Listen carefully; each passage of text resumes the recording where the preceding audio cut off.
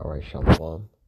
First and foremost, I want to give all praise, honor, and glory to Yahawah, Ba'ashem Yahawashi, Ba'ashem Kakwadash.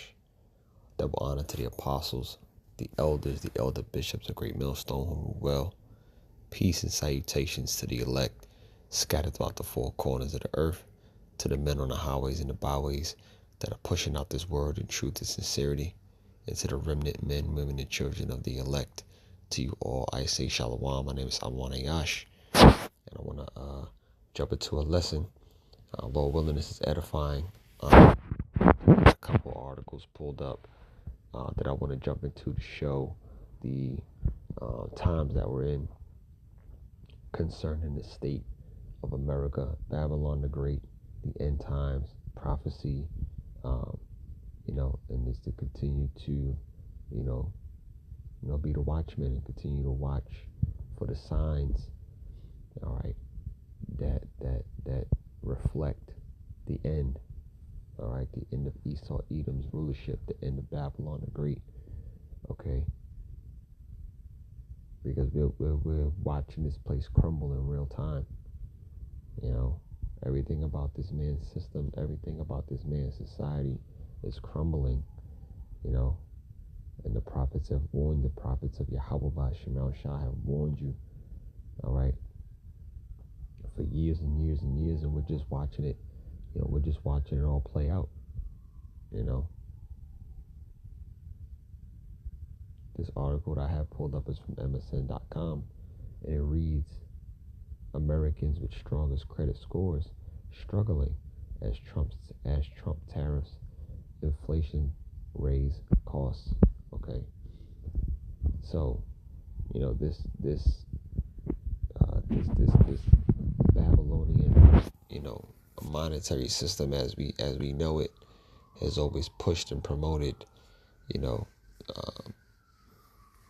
raising your credit score, doing what you need to do to establish the best credit, okay? Because this is a debt-based system, okay? A credit-based, debt-based system, okay? Because all credit really allows you to do is borrow, okay? The better credit you have, the more ability you have to borrow money. And what happens when you borrow money? You going in debt. All right. Most people don't have the knowledge and the know-how to responsibly take a loan and do the right thing with it. Okay. They don't understand interest. Okay. They don't understand how to move money into the right places so that it can work properly for you. Okay. Most people just borrow because it's an opportunity to put money in their pocket, and they'll worry about paying it back, at some point, through their regular job, not understanding how to take that money and make it work for you. All right. So even people here with the strongest credit scores are struggling because you've been bamboozled to think, all I got to do is just get to a 800 credit score, you know what I'm saying? And you'll be able to establish a line of credit that's going to put you in a profitable position. But that's not the case. Okay? They are, these elites are systematically breaking down and crumbling this economy, the dollar, the value of it. All right. And your credit score and how much money you have in the bank, the things that you have, that's not going to benefit you in the times that we're entering into. Your credit score is going to work against you at some point, It says, again, Americans with strongest credit scores struggling as Trump tariffs and inflation raise costs. It says, Americans with the strongest credit scores are falling behind on payments as inflation and President Donald Trump's tariffs drive up household costs through 2025, according to new data. Late-stage delinquencies, which are accounts more than 90 days past due, surged 109% year over year among super prime borrowers in July. Vantage scores set in the report released on Monday, August 25th. Those delinquencies rose 47% among prime borrowers. Okay, and again, let's go back to borrowers and why, borrowing money isn't always in your best interest. Okay, everything you need to borrow. If you want to buy a house, you have to borrow from the bank. If you want to get a car, you got to get a bank loan to sort of finance it, or even get into a lease. You got to do some form of borrowing, because people don't make enough money here to either to pay things in full. Average decent cars are gonna cost you at least, when I say decent car, like a new car that's decent, it costs you $30,000. Most people can't pay $30,000 for a car. So what? You got to get a bank loan, go into debt. Here in this economy, and even with that, the interest rates on is going to be not going to be favorable. People have car payments upward of $400, $500, $600, $700, $800 a month. And that's just for like a regular car, man.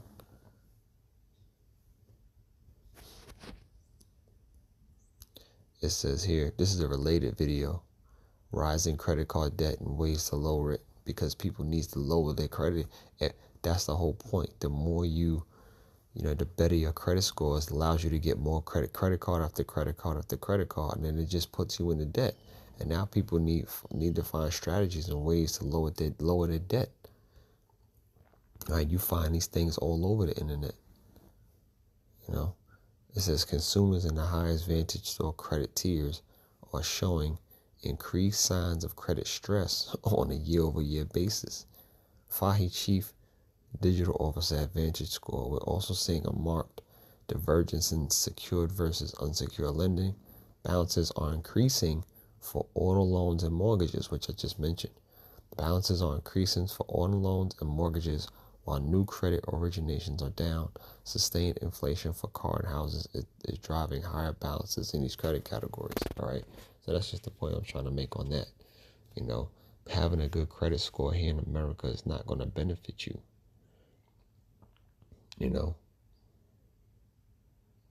Because this country is in debt. All right, huge debt, huge debt. Okay. And now it comes to the point where they can't borrow any more money. As a nation, what do they start doing? They start printing money. Printing money. Which lowers the value of the dollar, which drives inflation. Right? This is the system that the so-called white man has set up currently. All right? And the more and more you people trust this place, the more and more you're going to find yourself in a bad case. Okay?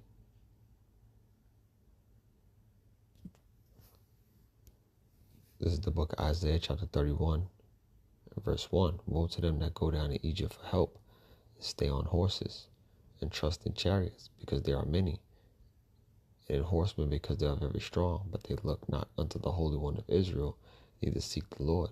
So woe to them that go down to Egypt for help. Everything you go to Egypt, Babylon for, woe unto you, because you've given yourself over to it. One of our elders, the elder Ahmawan Gabar, he always says, the only thing that's keeping this thing afloat, all right, meaning Babylon and its monetary system, are people's trust in it. Okay, the more and more you trust it, the more it's going to stay alive, because you're going to give yourselves over to this man and trust in, his dollar and his system, and that's what's keeping it alive at this current moment. Because again, all they do is continue to print money. They even as a nation, they borrow. All right, go into trillions and trillions and $1 trillion of debt.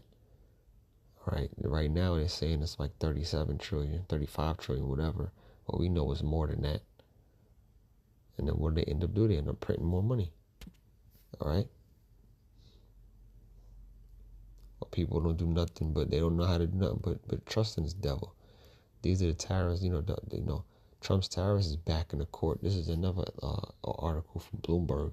It says Trump's global tariffs found illegal by U.S. appeals court. So if you've been paying attention over the past, I guess, 5 months ago, Trump went on this tariffs tear globally, raised tariffs 100%, on China, and I guess it got back down to like 29%, 30% or whatever the case is. But, and the numbers read that, it was creating income for the country. He was making billions of dollars off, the country was making billions of dollars off these tariffs. People were actually praising him for it. There's a lot of people who were coming out saying, I was wrong about my opinion on Trump's tariffs. I thought it would put us into a bad case, but it actually made the country money. But now, now this, Trump's global tariffs found illegal by U.S. appeals court. It says most of President Donald Trump's global tariffs were ruled illegal by a federal appeals court that found he exceeded his authority by imposing them through an emergency law, but the judges let the levy stay in place while the case proceeds. The U.S. Court of Appeals for the Federal Circuit on Friday upheld an earlier ruling by the Court of International Trade that Trump wrongfully invoked the law to hit nations across the globe with steep tariffs, but the appellate judges said the lower court should revisit its decision to block tariffs for everyone rather than just the parties in case. All right. The statute bestows significant authority on the president to undertake a number of actions in response to a declared national emergency, but none of these actions explicitly include the power to impose tariffs, duties, or the like, or the power to tax, the court says. So, ain't no Trump got his dictator hat on, You sign executive orders and things of that nature. But people say basically saying he's overstepping, his power. Okay, none of what he's done, specifically with these tariffs, none of those statutes included the power for him to impose those type of tariffs. Okay, and they found it illegal. So we'll see where that goes. Okay, but you always got to keep in mind, man, everything that we're seeing in the news, everything that we're hearing, remember, this is going to ultimately result in the absolute collapse of the dollar, of his monetary system. And it's going to have an effect on the everyday lives of Americans. Okay, because once this dollar collapses and it goes into shit, all right, which it already is, but it's going to get a lot worse than what we see now. We're going to see even more when it comes to inflation, okay, not being able to, because we already in survival mode, all right, but at the same time, people are able to still function and do what they need to do. People still have food in their cabinets and food in their refrigerators, but it's going to come to a point in time you're going to go to the grocery store and a loaf of bread is going to be $20, $25. A carton of eggs is already $8, $9 right now. Those are going to be $35. All right? People are barely going to be able to fill up their gas tank to get to and from work, pick up their kids from school, so on and so forth. All right? And what's going to happen when people are not able to afford a regular groceries for the week? Because it's all coming, and all hell's going to break loose once that happens. So we're not reporting on this just to report it. or reporting on these things because of the long-term effect that it's going to have. And when I say long-term, I don't mean like years and years down the line. I mean, sooner than later. Because again, this man has he has the goal to collapse this society, right? He's already starting things like, we seen what Trump is doing with the martial law, bringing in the National Guard. Okay, these are all events that will precede, all hell breaking loose. You need a National Guard and all these different ICE agents and all of these different, military to maintain some type of order,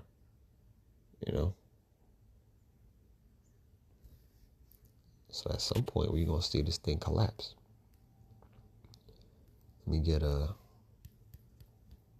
couple scriptures real quick. Isaiah 24 in verse 6, it says verse 6. Therefore have the curse devoured the earth, and they that dwell therein are desolate. Therefore the inhabitants of the earth are burned, and a few men left. The new wine mourneth, the vine languisheth, all the merry-hearted do sigh, right? The merry-hearted right now, the people who are, happy, okay, about their lives. Life is good. It's great to, it's great to be an American. The merry-hearted will eventually sigh. Verse 8 says, the mirth of tabrets ceaseth, the noise of them that rejoice endeth, the joy of the harp ceases. We're not going to see smiles on people's faces, soon come. Right? We're not going to see smiles on people's faces. Those smiles are going to turn into frowns and into anger, okay, and into a resentment. Scriptures say that they shall not regard the kings or princes. When all hell breaks loose, it ain't going to be no regard for anybody. Not authority, not your neighbor, not anybody. Verse 9, they shall not drink wine with the song. Strong drink shall be bitter to them that drink it. The merry-hearted will see if you're not going to be, people are not going to be celebrating soon. It's going to be the reverse effect. It said the city of confusion is broken down. Every house is shut up that no man may come in. There's a crying in the wine. There's a crying for wine in the street. All joy is darkened. The mirth of the land is gone, right? People are not going to be able to just have regular jobs. No way to earn to support their families and give them basic necessities. This is where this thing is headed. We give all praise to Yahawashi because we're looking forward to this at the end of this man's kingdom. It's a great sign. It's one of the end time prophecies, the end signs, before deliverance, man. Again, we know things are going to get worse before they get better.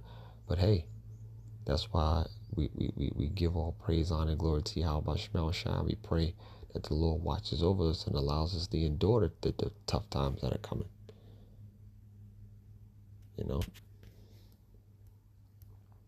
What else we got? Just, I wrote down some verses, man, just because it was on my spirit. Haggai 1:6, it says, ye have sown much and bring in little. Ye eat, but ye have not enough, and ye drink, but ye are not filled with drink. Ye clothe you, but there is none warm. And he that earns wages to put into a bag with holes. All right, going back into, the article I read about credit scores and people struggling with inflation. You make money here in Babylon just to show it, just to throw it back out. As soon as you make your money, as soon as you get your check, that shit is gone. The average American, Babylonian, Egyptian doesn't have the ability to save any kind of money, because costs are up everywhere. Mortgages are up, car loans are up, groceries are up, daycare is up. Everything is more and more and more expensive here. You know, he that earneth wages to put it in the bank. That the wages come in and it goes right out. You know, you gotta wait another 2 weeks to get paid. That's another evil, demonic, part of Esau's system. You work a whole 2 weeks. You gotta wait to get paid 2 weeks. That's some demonic shit, man. The devil, that's why he gotta go. Right? This man is unruly.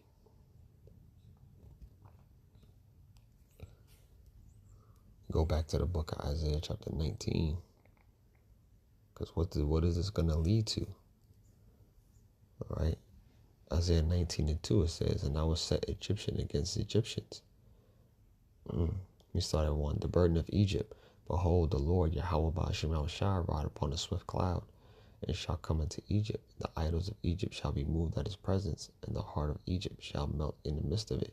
And I will set Egyptian against Egyptian. They shall fight, every one against his brother, every one against his neighbor, city against city, and kingdom against kingdom. Because all of these things, when they start really hit its max, its pinnacle, when it comes to credit failing, when it comes to inflation, when the tariffs, okay, and the effect of these things really, really, really heighten, we're going to see the spirit of this place fall, because everything is going to collapse, and people are going to need, be, in need of money, in need of resources just to survive, and literally survive, to eat every day, So we're going to see the spirit of these people turn against one another. All right, it says, I will set Egyptian against Egyptian, meaning American against American. All right, verse 3 said, and the spirit of Egypt shall fail in the midst thereof, and I will destroy the counsel thereof, and they shall seek to the idols and to the charmers, and to them that have familiar spirits, and to the wizards. Yeah, the spirit of this place is going to fall. We read in Isaiah 24 how the joy will cease. The spirit of this place and where it currently at, and people don't really see it. Well, people see it to a degree because there's a different vibe, there's a different feeling here in this country. But again, that daily routine isn't interrupted. So, we just keep chugging along as if it's all good. But at some point it won't be that. Right? At some point, this is gonna have a huge negative effect on the spirit of this place. Verse 4 says, and the Egyptians will I give over into the hand of a cruel Lord. All right. And we know this man right here to be the cruel Lord. All right. We see him as being Nero in the reincarnation. He's the one, Lord willing, Yahawashi will lead this country into World War III. Okay. Huge prophecy in the scriptures. All right. It says, and the Egyptians will I give over into the hand of a cruel Lord, and a fierce king shall rule over them, saith the Lord of hosts, Yahawah of hosts. Right? And we're looking for this cruel Lord to set this thing off, man. Implement that MOTB, the micro C hip, let all hell break loose. Okay. And we hope World War III is close as near. All right. I think the point has been made.